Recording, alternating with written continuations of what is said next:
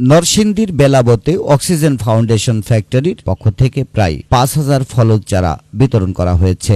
বেলাবো হতে শাহিনুর আক্তারের পাঠানো তথ্যচিত্রে নরসিংদী জেলা প্রতিনিধি আবু তাহমিদের রিপোর্টে দেখুন বিস্তারিত। বাংলা ৭১ টেলিভিশন, সত্য প্রকাশে আপোষহীন।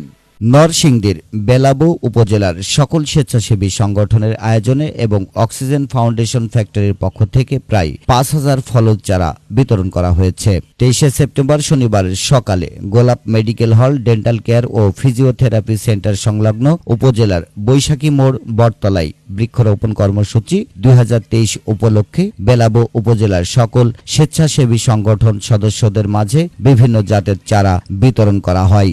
অক্সিজেন ফাউন্ডেশন ফ্যাক্টরির ডাক্তার মোহাম্মদ সোহরাব হোসেন তমাল এর সার্বিক সহযোগিতায় উক্ত চারা বিতরণ অনুষ্ঠানে প্রধান অতিথি হিসেবে উপস্থিত ছিলেন উপজেলা নির্বাহী কর্মকর্তা আয়শা জান্নাত তাহেরা। বিশেষ অতিথি হিসেবে উপস্থিত ছিলেন বেলাবো থানার ভারপ্রাপ্ত কর্মকর্তা তানভীর আহমেদ, উপজেলা মহিলা vice chairman Sharmin Akter Khaleda, oxygen foundation ফ্যাক্টরির সম্পাদক মোহাম্মদ গোলাপ মিয়া। অনুষ্ঠান উদ্বোধন করেন বেলাবো ইউপি চেয়ারম্যান বীর মুক্তিযোদ্ধা মোহাম্মদ আলী শাফি। এ সময় ডাক্তার মোহাম্মদ সোহরাব হোসেন তমাল বলেন, এটা বাংলাদেশ আরজিসি কর্তৃক নিবন্ধিত একটা সংগঠন, যে সংগঠনের পক্ষ থেকে আমরা মূলত ক্লাইমেট নিয়ে কাজ করি।